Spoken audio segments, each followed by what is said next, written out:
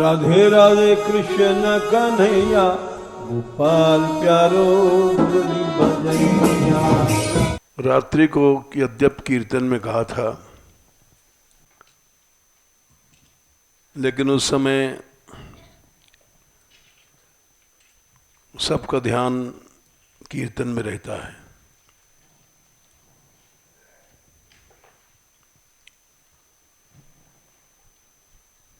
ये एक बड़े महत्व की बात थी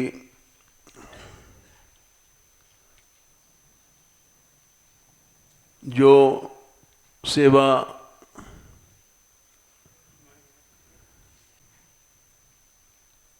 उसी क्षण स्वीकार हो जाती है।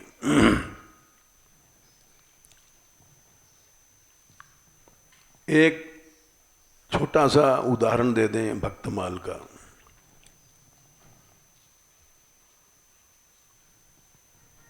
जो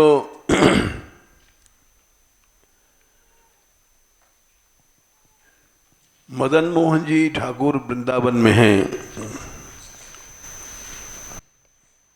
उनकी एक घटना है। संडीले कोई उस जमाने में जिला रहा होगा या तहसील रही होगी।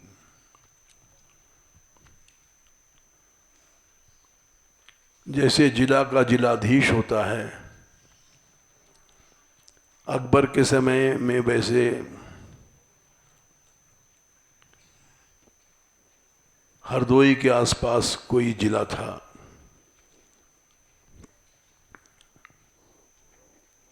अब वो नाम तो हमें याद नहीं है।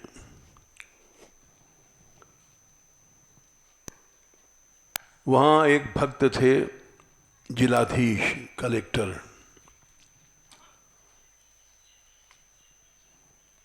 और वे अकबर के अधीन थे, लेकिन थे भगवान के भक्त। भगवान का भक्त जो होता है वो ऊपर से नौकरी किसी की करता है जीविका के लिए, लेकिन भीतर से वो समझता रहता है कि हम दास भगवान के हैं। किसी मनुष्य के दास नहीं हैं।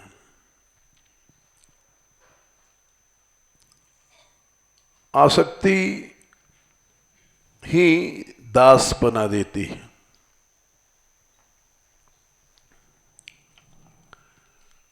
आसक्ति क्या चीज है? क्यों मनुष्य दास बनता है? यूं समझो, सज्ज धातु लगने में, चिपकने में सज्ज धातु, और उससे अक्तिन प्रत्यय करके शक्ति बनता है, चिपकना। आ उपसर्ग लगाया है, आ माने चारों ओर से चिपक गया।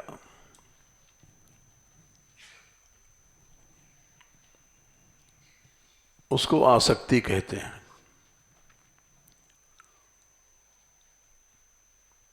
जैसे पोस्टर चिपकाते हैं तो किसी कोने में अगर चिपक कम रही तो वहां से पोस्टर उखड़ जाता है, तो समझ जाते हैं यहां फेविकॉल कम लगा था।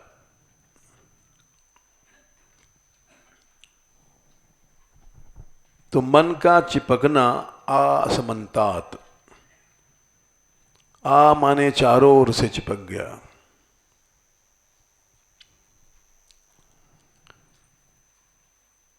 कोई भी कोना खाली नहीं है, उसको आसक्ति कहते हैं।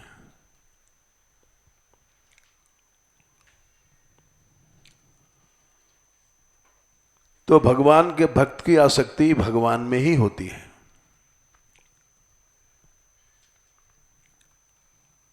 कहीं कोई कोना खाली नहीं रहता।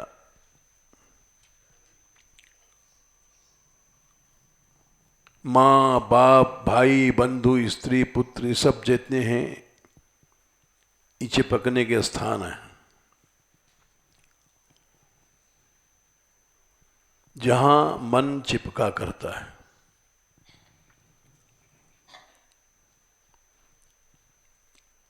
मन कहाँ कहाँ चिपकता है इसको रामायण से समझो।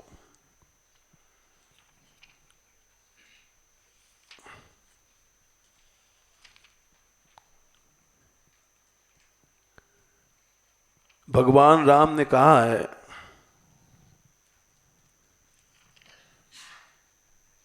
शरणागति का जो उपदेश दिया है,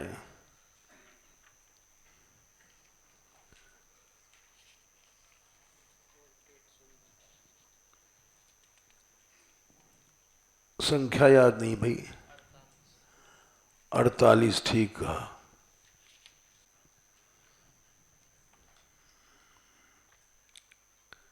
हाँ 48। जननी जनक बंधु सुतदारा, सबसे पहले मन चिपकता है जननी में। बच्चा पैदा हुआ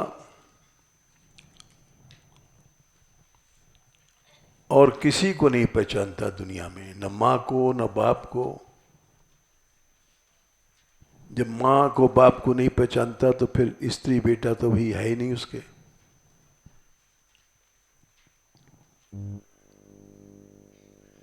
तो मन की पहली चिपक इस माँ में होती है।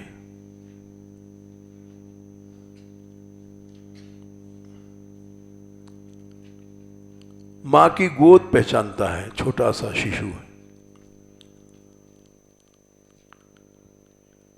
माँ जब गोद में ले जाती है तो अपने आप चुप हो जाता है। दूसरे की गोद पहचानता है, उसमें चुप नहीं होगा। ये बड़ा सूक्ष्म मनोविज्ञान है। बच्चा रो रहा है, गोद का बच्चा छोटा, बहुत छोटा, अभी वो मां को भी नहीं पहचानता, फिर पिता भाई तो दूर हैं,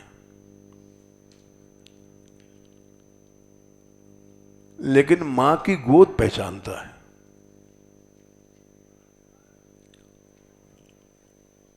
कैसा भी रोता है आदमी तो जब मां उठा लेती है तो चुप हो जाता है।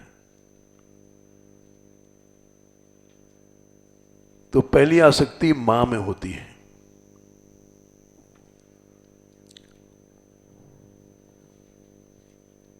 फिर मां के बाद बाप आता है, परिवार में प्यार करता है अपने बेटे को।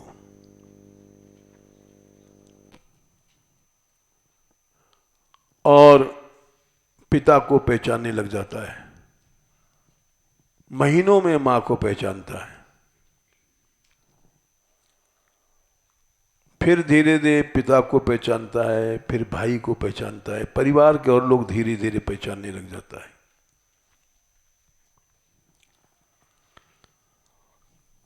इसीलिए पहली चिपक आसक्ति जननी में होती है।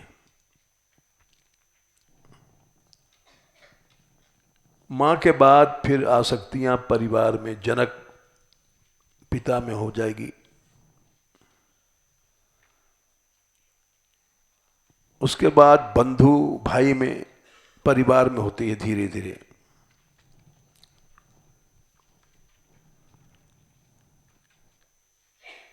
फिर बड़ा हुआ, सुतदारा स्त्री आई।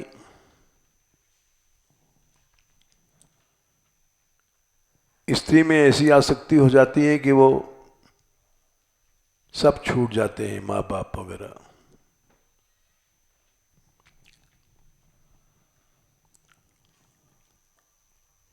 फिर वो सेंट्रलाइज हो जाती है आसक्ति स्त्री में। स्त्री को लेकर के अलग हो जाएगा, माँ बाप से भी अलग हो जाएगा, और आसक्तियां गौड़ हो जाती हैं।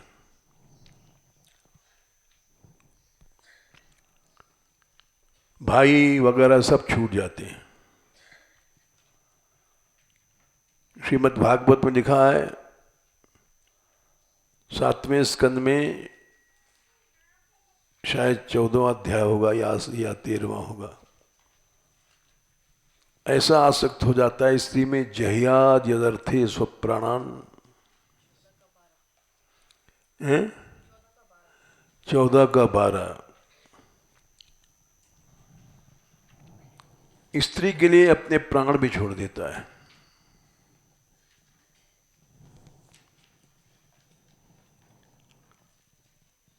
और मां बाप को भी मार डालता है।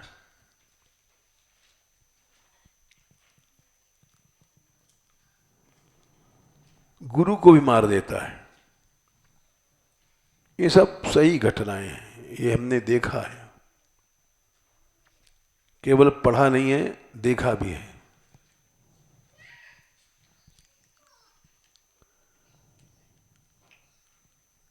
एक आध उदाहरण बता देते हैं। भिक्षा मांगते थे, अब तो खैर हम नहीं जाते गांव में।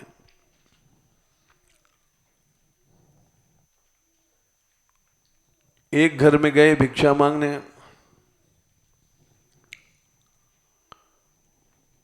तो मानपुर में बाजरा चलते थे उन दोनों, दिन रात बाजरा, 12 महीने।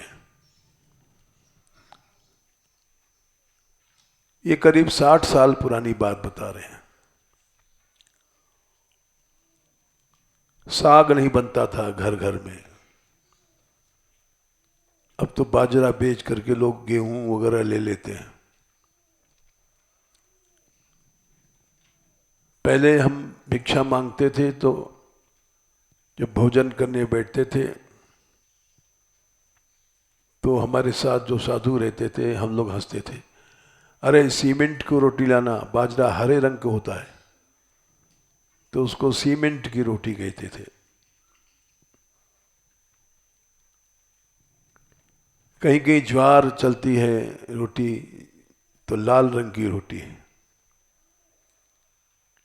कहीं कहीं मक्का की रोटी बनती, पीले रंग की होती है। कहीं कहीं गेहूं की होती, सफेद रंग की। तो रंग बिरंगी रोटी मिलती थी, लाके हम लोग हंसते थे।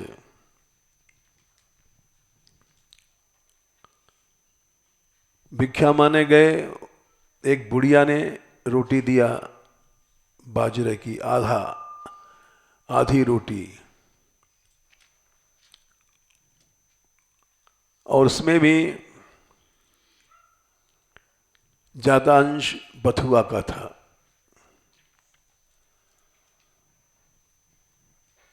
तो हमने पूछा, बुढ़िया थी, मैया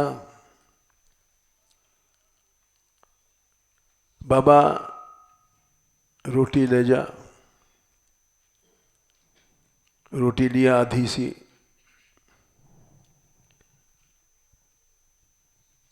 हमारे बट में थोड़ो सो बाजरो आयो है, रियाई में हमको 4 महीने काटने हैं, तो हम बथुआ मिला लें तो 4 महीने हमारे कट जाएंगे। ये सभी नहीं समझ सकते, क्योंकि अब सब लोग भर पेट रोटी खाते हैं।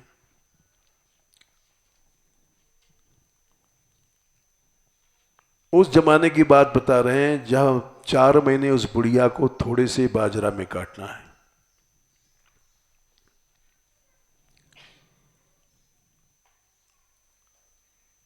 हमने ले लिया रोटी, और बगल में गए भिक्षा माने, उसका बेटा बहू वहीं एक घर में अलग हिस्सा बना लिया था, उनकी रोटी अलग होती थी। वहां गए, राधे श्याम किया, तो बड़े प्रेम से उन्होंने भिक्षा दिया। सब भी देते थे ब्रजवासी। भिक्षा में पूड़ी मिली और थोड़ा सा हलवा मिला। हमने भिक्षा ले तो लिया, लेकिन चुभ गई बात। इसी की मां है,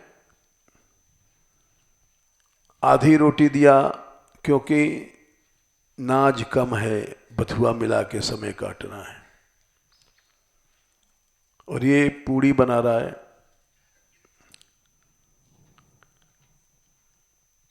इसकी बहू हलवा बना रही है। तो वो बात आज तक याद है कि मां से अलग हो गया तो अलगाव इतना बढ़ा कि उसके हिस्से में जो बाजरा थोड़ा सा आया है उतना ही दिया उसने, और बाकी वो भूखी मर जाए तो कोई हर्ज नहीं है। इसीलिए ये श्लोक सही है। जह्याद यदर्थे स्वप्राणान हन्याद वा पितरम गुरुम। पितरम माँ बाप को मार डालता है मनुष्य, गुरु को मार देता है। तस्याम स्वत्वम स्त्रियाम जह्याद यस्तेन अजित जित। उस स्त्री में मेरापन जिसने छोड़ दिया वो भगवान को जीत लेता है।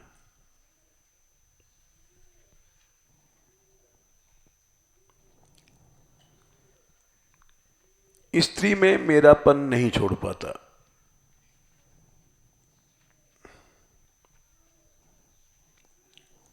कभी नहीं छूटता।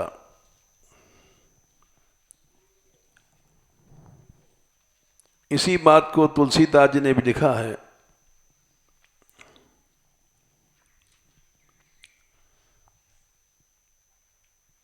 कि इसको अंग्रेजी में एक सेक्सुअल अट्रैक्शन कहते हैं।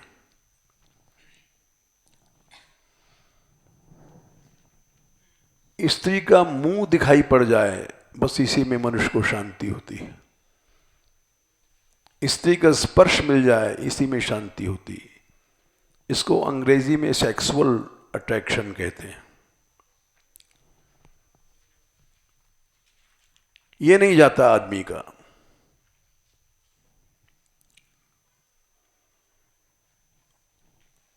यहां तक कि मरने के बाद भी लोगों ने, साइकोलॉजिस्ट ने नोट किया कि 2 हड्डियां पास पास रखी गई मुर्दों की। 2 हड्डियों में चुंबक था, तो पता पड़ा वो स्त्री की हड्डी थी, वो पुरुष की हड्डी थी। मरने के बाद भी वो चुंबक बना हुआ है।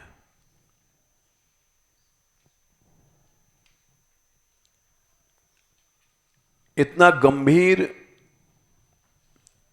चिपक होती है मनुष्य की स्त्री के प्रति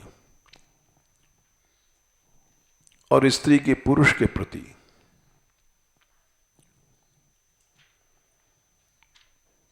वो भी अपनी माँ बाप छोड़ देता है, स्त्री भी अपनी माँ बाप छोड़ देती है। जहां पली पोसी बड़ी भई माँ बाप भूल जाता है। घर घर देख लो, ब्याह होता है, सब देखने से समझ में आएगा।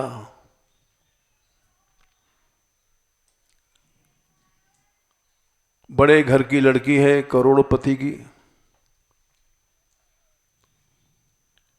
छोटे घर में ब्याह हो गया तो भी वो वहीं चिपकी रहती है।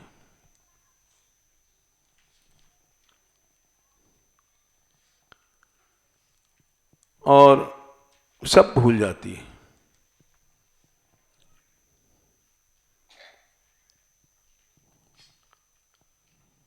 तो वो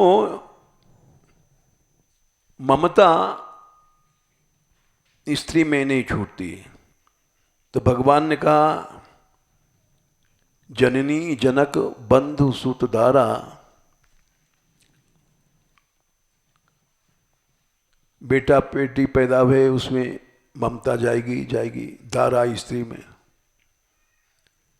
और मान लो साधु बन गए तो तन शरीर में आ सकती है। जहां लड़ुआ पूड़ी मिलेगा वहीं जाएंगे।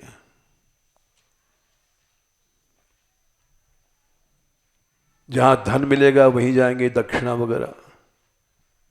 भवन आश्रम बनाते हैं, कुटिया बनाते हैं, ये सब आसक्ति के स्थान हैं, भगवान ने कहा।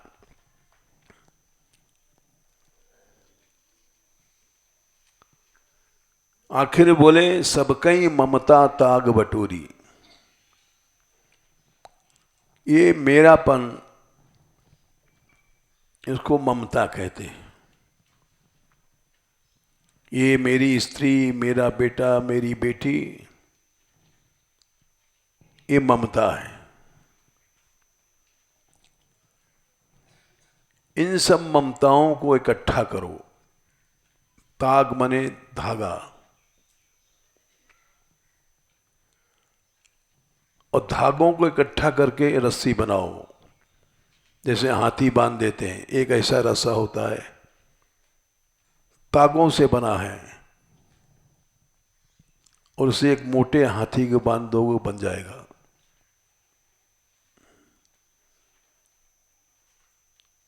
फिर मम पद मन ही बांध बटडोरी। हमारे चरणों को बांध दो।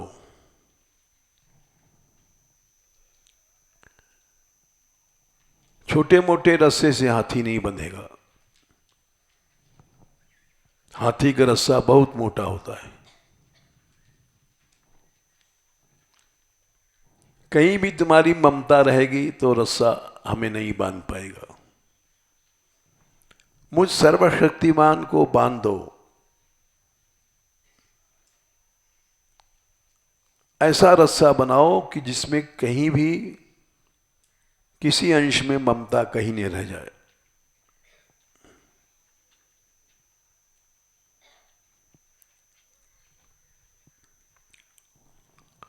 ऐसे भक्तों के लिए मैं अवतार लेता हूं।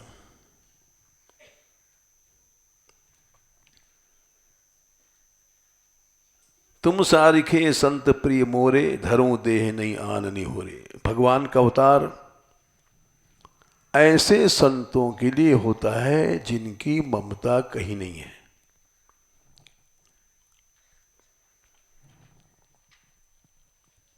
भगवान में ममता हो गई, समदर्शी बन गए। इच्छा पैदा होती है ममता से।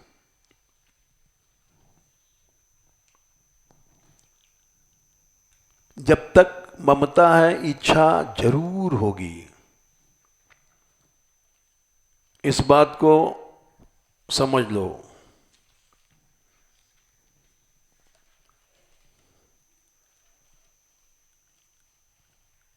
तीसरे स्कंद में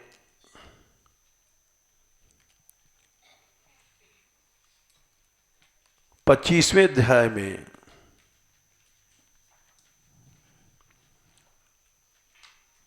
एक श्लोक आता है। कपिल भगवान ने कहा, 25/16,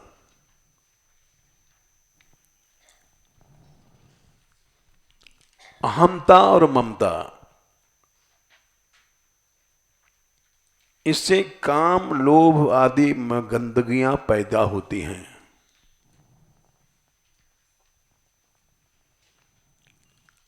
जितने विकार हैं इसी से पैदा होते हैं।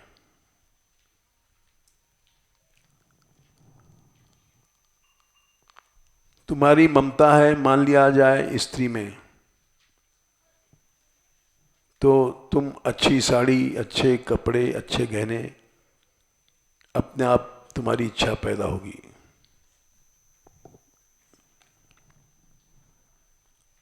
तुम्हारी ममता है बेटे में तो अपने आप सोचोगे ये खिलौना बेटे के लिए ले लेंगे।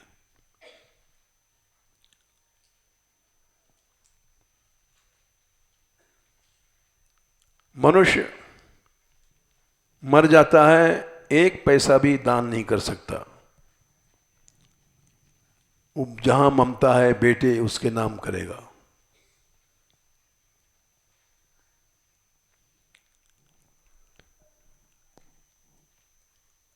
जीते जी क्या मरने के बाद भी ममता बनी रहती है। इसीलिए ममता सबसे बड़ा पाप है।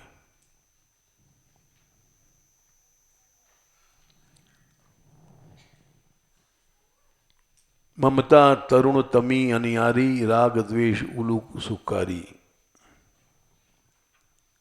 जब तक ममता है राग द्वेष बने रहेंगे। काली रात, तरुण तमी कहते हैं काली रात। वर्षा में बादल घिरे हुए हैं, तारों का भी प्रकाश रुक गया है।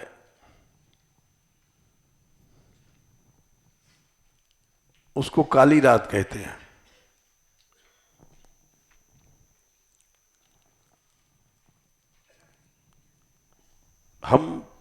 हमारा अनुभव है इस चौपाई पर अपना छोटा सा,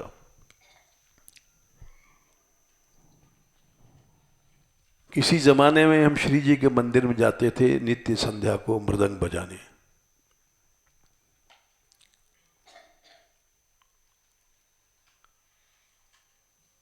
एक दिन वहां से लौटे, रात हो गई थी। ममता, वो काली रात, ऐसे बादल घिरे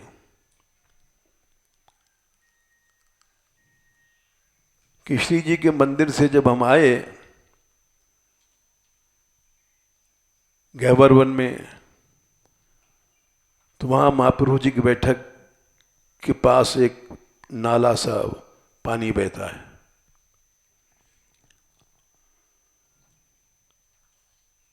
बड़े जोर की बारिश हो रही थी।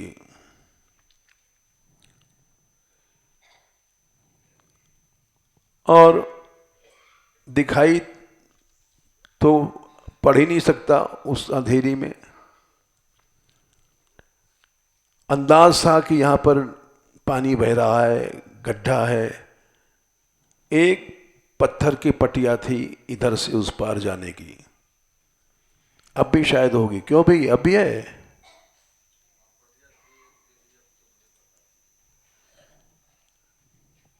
तो पटिया दिखाई नहीं पड़ी, इतना अंधेरा, और पानी बह रहा था जोर को। तो टटोल टटोल करके हम उस नाले को पार भये। तब ये चौपाई याद आई। ममता तरुण तमी अंधियारी। क्या संख्या है? 47। काली रात है। इसमें ज्ञान का प्रकाश समता कुछ नहीं रहता। इस रात में केवल उल्लू सुख पाते हैं। उल्लू कौन है? राग द्वेष।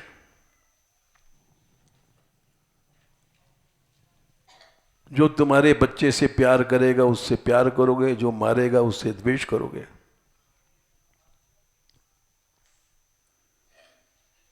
जो तुम्हारी स्त्री को देखेगा द्वेष करोगे। स्त्री जहां कह देगी वहीं प्यार करोगे। ये हमारा पीहर है, ये सौत है, उसे भी चढ़ोगे। ममता जहां है राग द्वेष उल्लू जरूर पैदा होंगे, जरूर होंगे। चाहे स्त्री में है, चाहे बेटे में, बेटी में, ममता कहीं है। एक कुटिया में ममता है, उस कुटिया को जो तोड़ोगे तो उससे द्वेष करोगे। उस कुटिया में कोई दूसरा घुसेगा रहेगा तो द्वेष करोगे।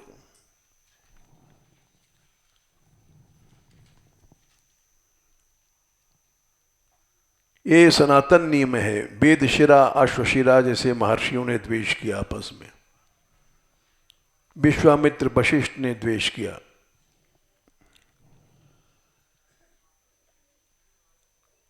ममता जहां है तो वहां दो बच्चे जरूर पैदा होंगे, राग द्वेष।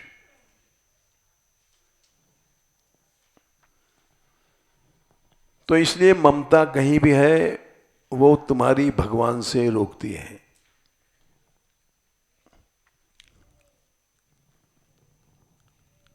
अपने परिवार में ममता है तो वो जीवन भर उसमें आसक्ति रहेगा, उसी को कमाएगा खिलाएगा,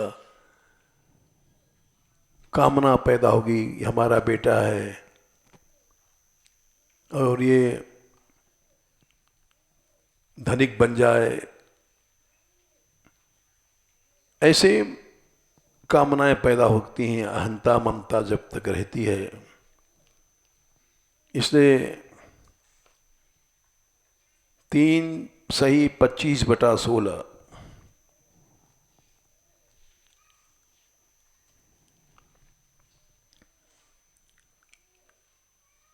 इसी को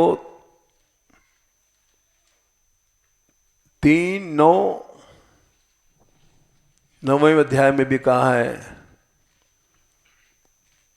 तावत भयम द्रविड़गे सुरन्निबद्धम। 3:9-6 भगवान से प्रेम होने के बाद ममता खत्म हो जाती है।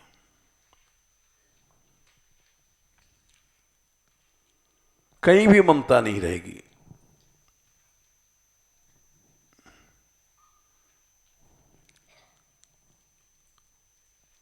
तावन ममेत्य सदा आर्ति मूलम, ये कष्ट का जड़ है ममता। मनुष्य ममता करता है, अपने पांव को बांध देता है, हाथ पांव को बांध देता है, अंधा हो जाएगा ज्ञान शक्ति में। और भगवान में प्रेम हुआ और खत्म ममता। न स्त्री में, न पुत्र ने, न बेटा, न बेटी।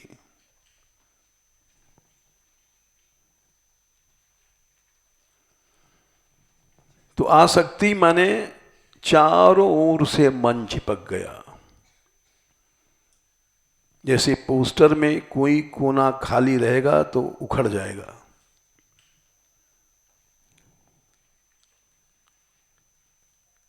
ऐसे ही मनुष्य संसार में चारों ओर से चिपक जाता है।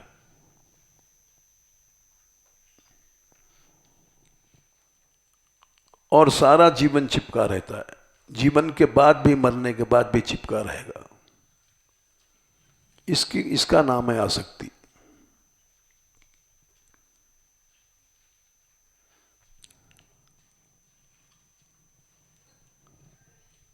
चिता पर जल जाता है, आसक्ति नहीं जलती।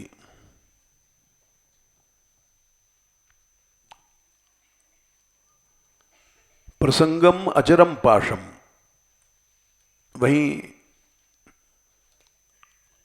हैं 3:25-20 अजर पाश है, आसक्ति नहीं जलेगी। तुम चिता में जल जाओगे फिर भी वो आसक्ति नहीं जलेगी।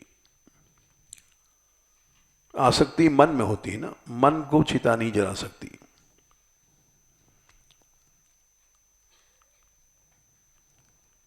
चाहे 1000 वर्ष तक शरीर जलाओ, मन नहीं जलेगा। प्रलय में सैकड़ों सूर्य निकलते हैं, संसार जल जाता है, मन नहीं जलता है।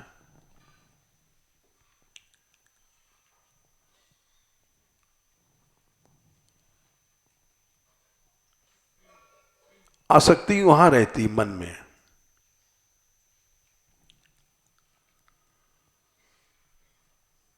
भगवान में नहीं रहती। भगवान में आसक्ति हो जाए तो कल्याण हो जाए।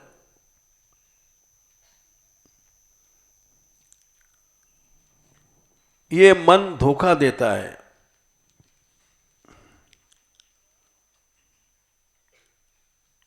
ये छलिया है, छल करता है।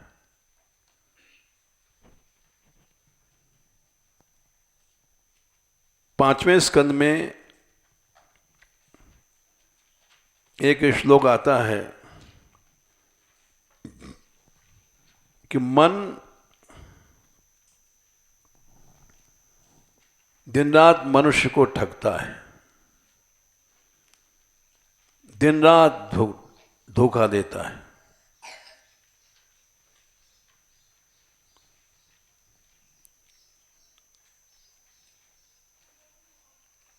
ये बात 5-6-14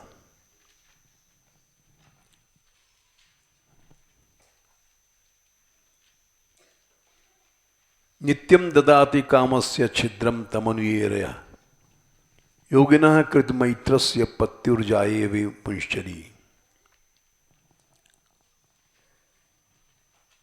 ये मन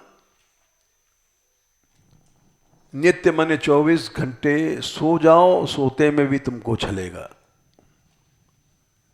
जागते में नहीं, जागते सोते सुषुप्ति में भी छलता है। मन 24 घंटे छलता है। नित्य माने एक क्षण के लिए भी ये अपना ठग विद्या ही नहीं छोड़ता।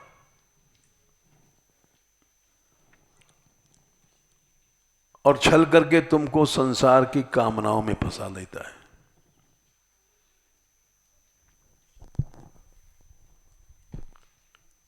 नित्यम ददाति कामस्य छिद्रम तमनुयेरया।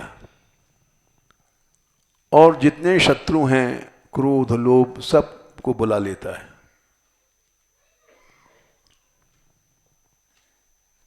योगी बन जाओ तो भी कुछ नहीं, जब तक तुम अपने मन को शत्रु नहीं मानोगे।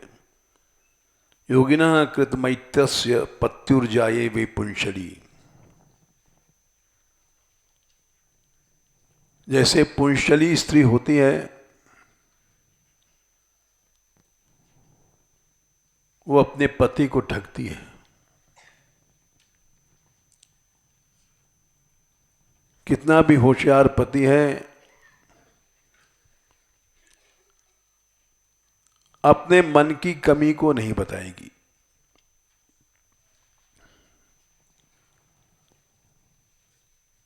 परशुराम जी की मां थी रेणुका, महासती थी।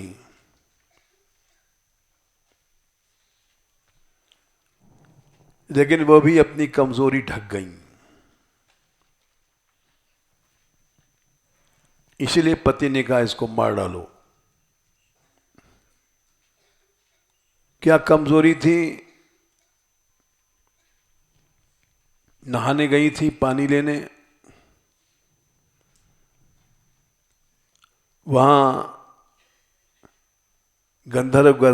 गंधर्वियां क्रीड़ा कर रहे थे। कोई उनसे भोग नहीं भोगा, केवल देखने लग गई थी।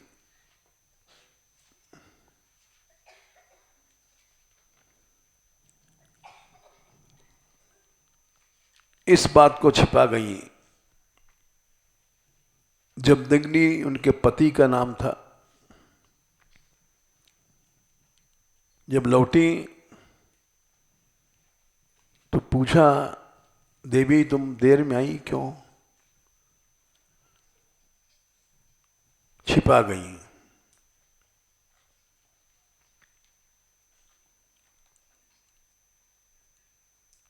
सती महासती शंकर की,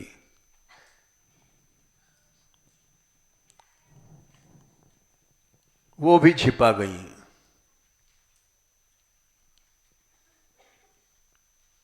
राम की परीक्षा लिया उन्होंने।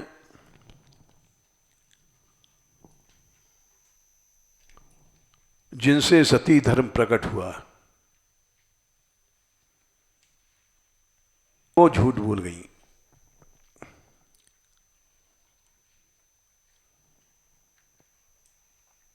ये जो लौटी परीक्षा लेकर के,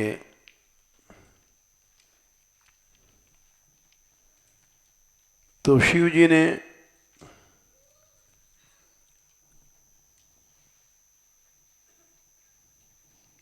पूछा ये प्रसंग बालकांड में आता है।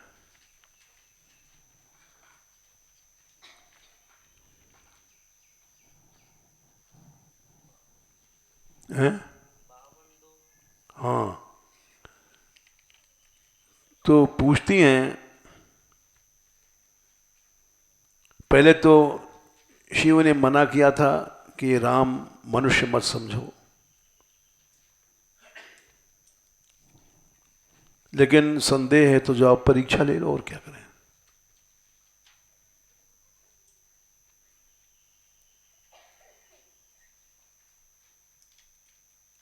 तो जब चली तो महादेव जी समझ गए ये परीक्षा देगी, और जब परीक्षा लेगी तो इसका नाश होगा। नाश होगा तो सोचने लग गए अब क्या करें।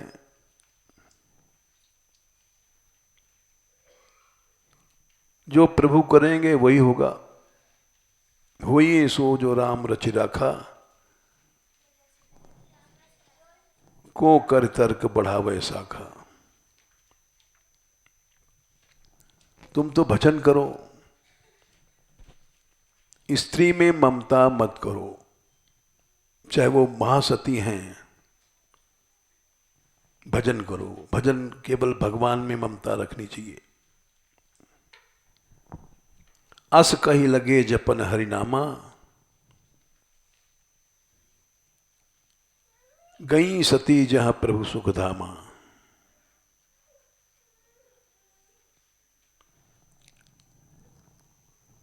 खैर वहां उन्होंने परीक्षा लिया, सीता का रूप बना करके बैठ गई।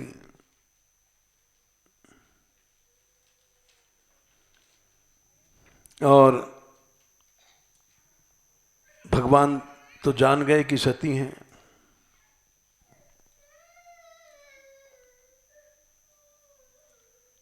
और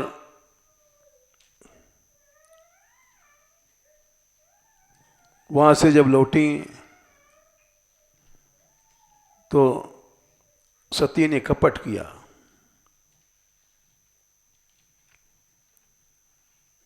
सती कीन चाहता हूं दुराऊ, देखो नारी स्वभाव प्रभाऊ। स्त्री का शरीर ही ऐसा बना है कि वो छिपाव करेगी।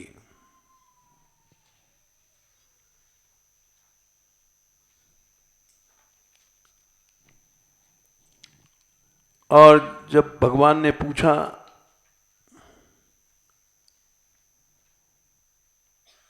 तो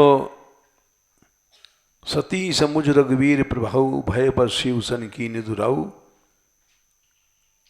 56वां श्लोक के ऊपर, कछु न परीक्षा लीन गुसाई, कीन प्रणाम तुम्हारी नाई।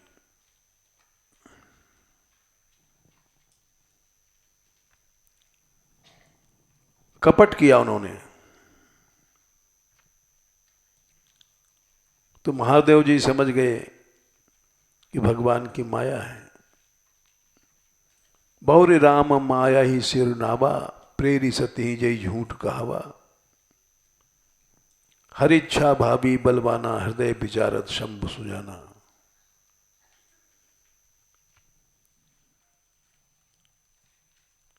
इसने सती का, सीता का वेश बनाया। सीता जगत जननी हमारी मां है, इष्ट है। अब हम इसको स्त्री बनाएंगे तो अपराध है।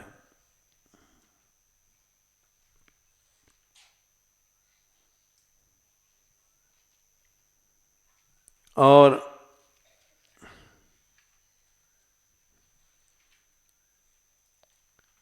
यहीं पर लिखा है 257 में, कपट आया और धर्म सती धर्म नष्ट हुआ। जल पय सरिस विकार बिकाए, देखो प्रीति की रीत भली। बिलग होय रस जाए, कपट घटाई परति पुन। दूध में पानी मिलाओ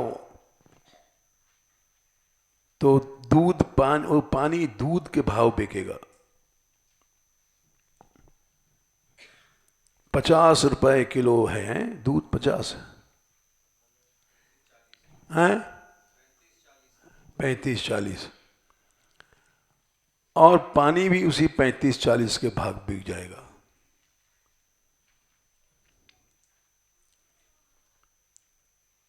लेकिन अगर उसमें खटाई डाल दो तो पानी अलग हो जाएगा, दूध अलग हो जाएगा।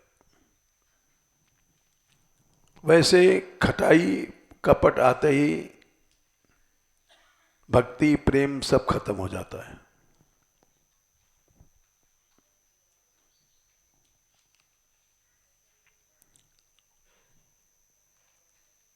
और स्त्री शरीर ऐसा बनाया है भगवान ने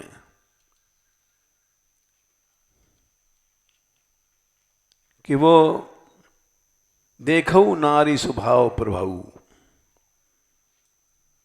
उसको कपट करना ही पड़ता है।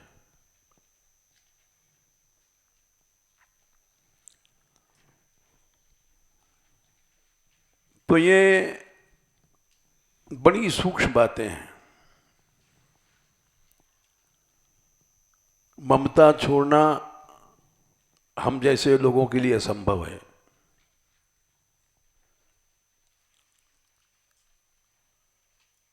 मान लो स्त्रियां नहीं हमारे पास, भोग मान लो कहता है नहीं नहीं, अरे इंद्रियां तो हैं।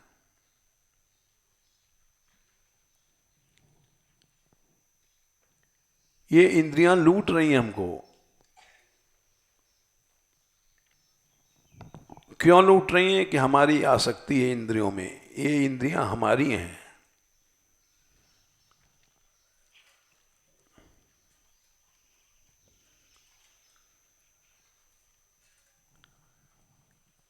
ये लुटेरे लूट रही हैं। प्रहलाद जी ने कहा देख लो कौन है जो लूट नहीं रहा है। साधु संत जोगी तपस्वी ज्ञानी ध्यानी,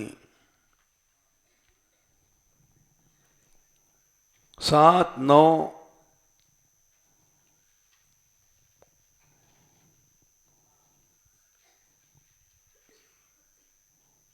13वां होगा शायद, है नहीं 42वां होगा। जीवई कतोच्युत क्या है?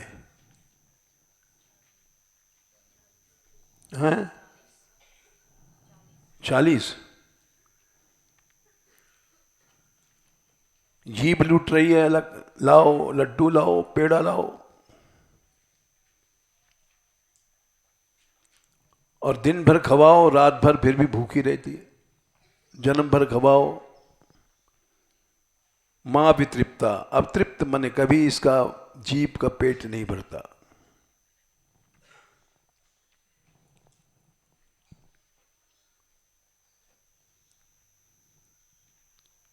शिष्ण माने नीचे की इंद्रिय, वो अलग लूटती हैं। त्वचा, ये गर्मी है सर्दी है, ये अलग लूटती है। अब फ्रीज लाओ, एयर कंडीशन लगाओ, रेफ्रिजरेटर लाओ, ये सब त्वचा के लिए हम लोग दिन रात साधन बनाते हैं।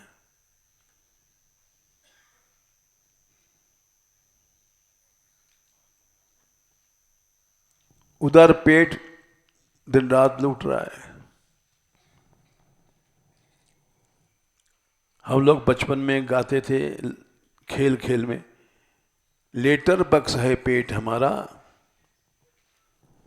जो कुछ ढूंढ डालो होता गायब। लेटर बक्स में चिट्ठी डाले आओ, संझा को डाकिया ले जाएगा। अभी सवेरे खाया, संझा को निकल गया। जो कुछ डालो होता गायब, ऐसा लंबा लेट हमारा, लेटर बक्स है पेट हमारा। ये कभी नहीं भरता है। जन्म भर खिलाते रहो, संझा के फिर भूख लगेगी।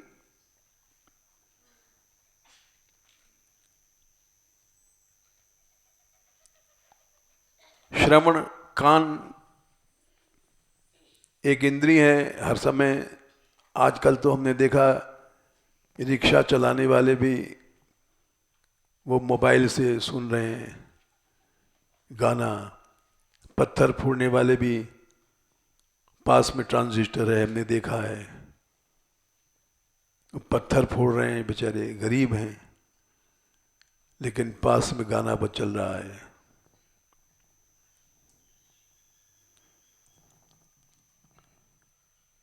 मोटरसाइकिल पे जा रहे हैं तो मोबाइल कान में लगा हुआ है, बातचीत करते रहे परिवार में कि माँ हाँ क्या हो रहा है भाई।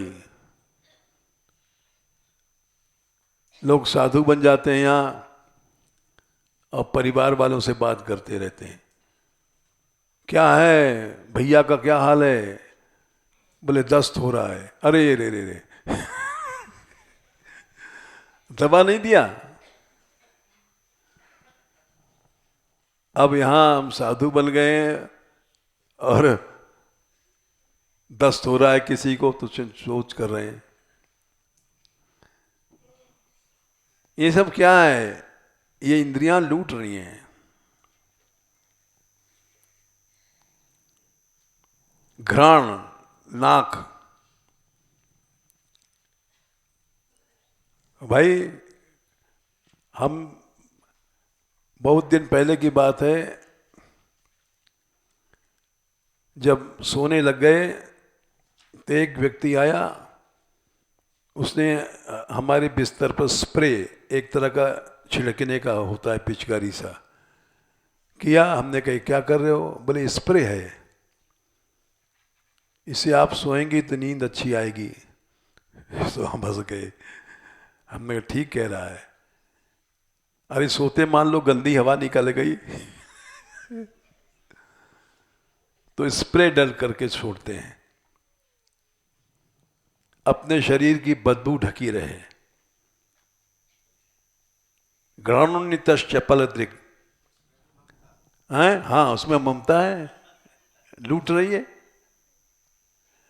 हमारी नाक तो बहुत तेज है, हमारे पास कोई गंदी हवा छोड़ दे तो हमारी नींद खुल जाती है। तो पद गाते रहते हैं, गंदी हवा आई तो ध्यान फान सब चला जाएगा।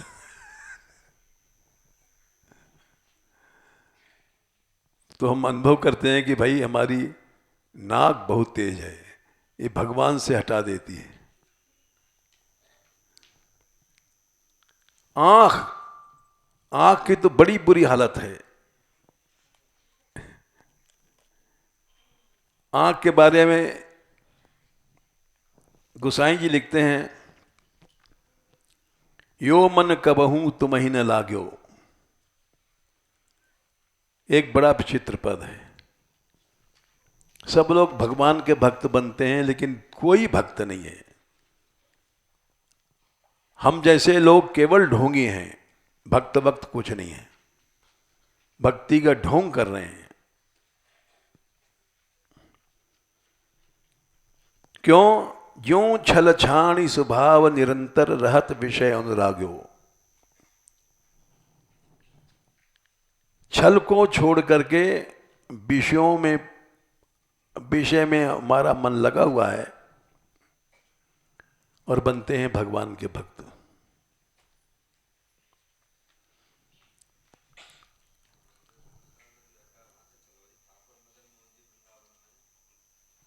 अच्छा वहां छूट गया, अच्छा सुनो वो रहेगा, अच्छा वही सुना दें पहले, ठीक कहा। तो मदन मोहन जी के एक भक्त थे, उस संडीले, जैसे हरदोई के आसपास कोई जिला है, वहां के कलेक्टर थे। तो उनके उस जमाने में अकाल पड़ा।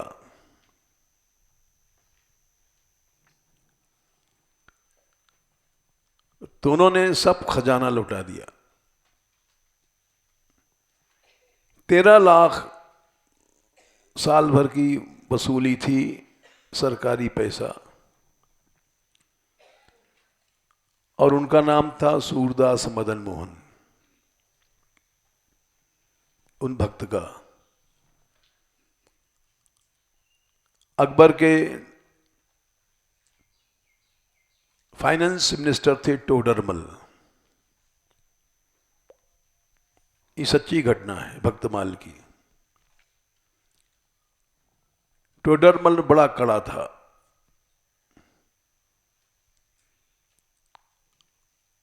और भेजा अपने वसूली कर लाओ। हरदोई जिले के थे सूरदास मदन मोहन जी, अब याद आया। तो वो गया उनका अधिकारी सिपाही उपाही लेकर के, सेना लेकर के। तो जो खजाना का बक्सा था, पेटी, 13 लाख उसमें मुद्राएं आई थी, भरना था। उसको संडीले कहते हैं उस जमाने की भाषा में। अब सब खर्च हो गया पैसा,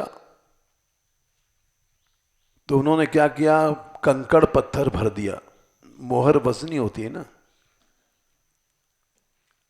और लॉक कर दिया, सील कर दिया। और उसमें एक चिट्ठी लिख दिया। 13 लाख संडीले आए, सब साधुन मिल गटके, सूरदास मदन मोहन प्रभु आधी रात को सटके।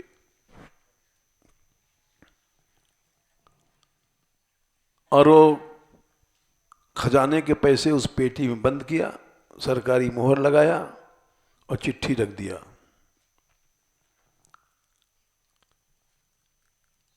अब वो जब यहां दिल्ली में खजाना खोला गया तो बड़ी पेटी थी, 13 लाख संडीली, समझ गए बड़ा माल है। और जब खोला तो उसमें कुछ नहीं, एक चिट्ठी थी। अकबर के सामने रख दिया टोडरमल ने, और जाओ उसको पकड़ लाओ, सूरदास को। उनका नाम सूरदास था, लेकिन मदन मोहन पीछे लग गया प्रेम के कारण। कई सूरदास हुए हैं।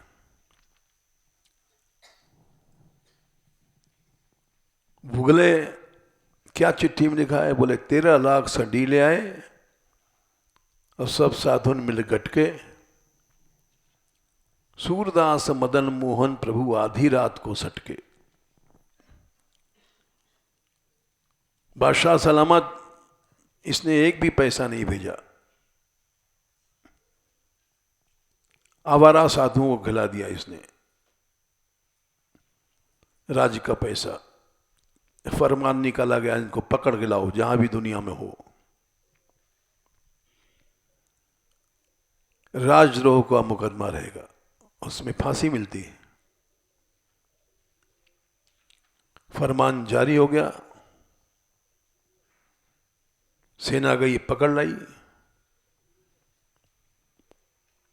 क्योंकि उन्होंने तो भक्तों की सेवा में अकाल में लगाया, इसलिए चोर तो थे नहीं। पकड़ के लाया गया, जेल में बंद किया गया। बड़ी लंबी कथा है, टाइम हो गया। हम बता रहे हैं असली लक्ष्य जो हमारा था। इतने बड़े भक्त थे तो संडीले का गुड़ बड़ा नामी होता था उन जमानों में। उन्होंने मदन मोहन जी के लिए गुड़ भेजा बैलगाड़ी में। उस समय ट्रक नहीं था, बैलगाड़ी आने में महीनों लग जाते हैं। जब बैलगाड़ी रात को पहुंची वृंदावन, तो उस समय ठाकुर जी मदन मोहन जी शयन कर रहे थे।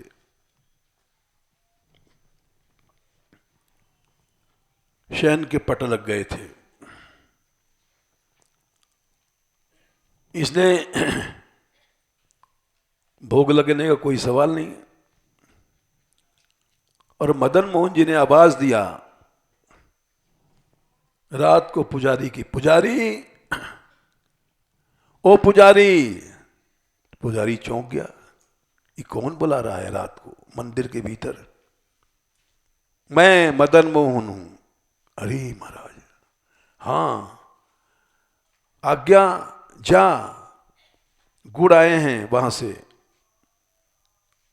हमें भोग लगा।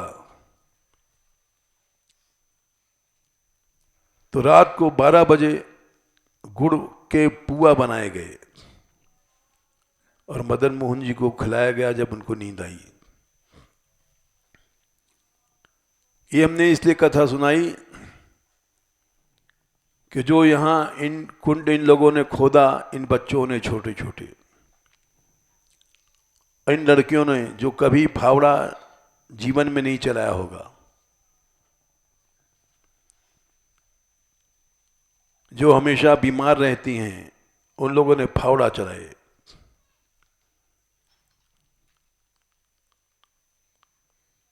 और उस सेवा को चमत्कार यह था जो 80 लाख का कुंड प्रोजेक्ट बनाया था इंजीनियरों ने, वो थोड़े पैसे में बन गया। थोड़े मतलब सीमेंट वोमेंट तो लगे, लेकिन पत्थर नहीं लगा। बीन लिया रोरा और बड़ी शिलाओं को तोड़ा, गिट्टी बनाया, ये सब लड़कों ने लड़कियों ने किया। लेबर चार्ज नहीं लगा, 300 रुपए एक दिन का लेबर का चार्ज है, और 200 आदमी लगे रहे, लड़के लड़की। तो 300 में 200 को गुणा करो, 60,000, लाखों रुपए रोज के मजदूरी के बच गए।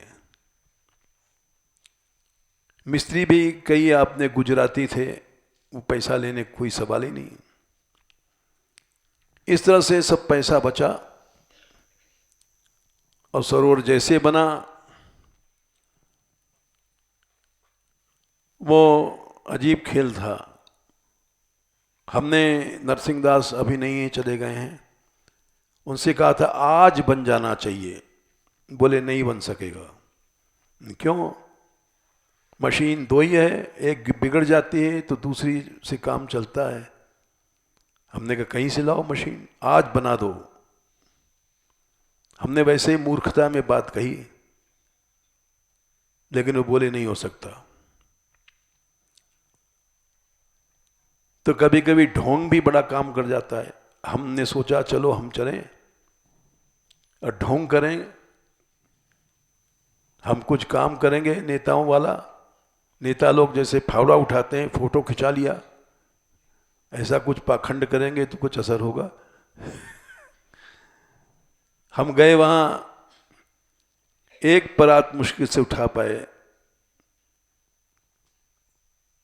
फिर भी हमने कहा अभी थोड़ा और ढोंग करना चाहिए, एक और उठाया, दूसरी भी। लोग कहने लगे बस कीजिए बस कीजिए। हमने कहा ठीक है, अच्छा हुआ इन्होंने रोक दिया। हम अपने गाड़ी में आगे बैठ गए, लेकिन धूप इतनी तेज थी कि उसमें पसीना आ रहा था। हमने कहा अब चलो निकल चलो यहाँ से भाई, लेकिन हमने कहा इनसे वचन ले लें। हमने कहा भाई आज काम पूरा हो जाना चाहिए, तुम वचन दो तो हम जाएंगे। वचन दिया इन लोगों ने, हम चले आए। यहाँ आने के बाद पता लगा कि वहां माल बीत गया। भारतवर्ष इतना ईमानदार है, हमारा देश महान, यद्यपि 90% बेईमान। ईंट मंगाओ, ईंट वाले बीच में उतार के ईंट रख देते हैं, चोरी। बजरी मंगाओ, बजरी बीच में बेच देते हैं। ये पता लगा कि सब बजरी बीच में चोरी हो गई, बेच दिया लोगों ने, इसलिए काम रुक गया। फिर भी ये लोग लगे रहे, 12 बजे 2 बजे आए, 2:30 बजे कुछ लोग। दूसरे दिन बजरी आई और पूरा हुआ काम। पूरा होने के बाद बोले भाई फर्श पूरा हो गया। बस इतना कहने की देर थी कि धड़ाधड़ पानी गिरने लग गया, सारा कुंड भर गया। उसमें गाड़ी डूब गई, मैक्स डूब गया, जाने जितने सामान डूब गए। 35 बोरा सीमेंट डूब गया, लेकिन काम पूरा हो गया। हमने कहा भाई असल में काम पूरा हुआ, ये ठाकुर जी ने स्वीकार किया है। और वर्षा उतने एरिया में भई, सारे ब्रज में नहीं भई। ये बात वही बात है मदन मोहन जी वाली कि प्रभु सेवा स्वीकार करता है। प्रभु ने सेवा स्वीकार किया। छोटे छोटे बच्चे, छोटी छोटी लड़कियां फावड़ा चला रहे हैं। तो इस बार हमने मदन मोहन जी की कथा सुनाई। समय ज्यादा हो गया। जय श्री राधे।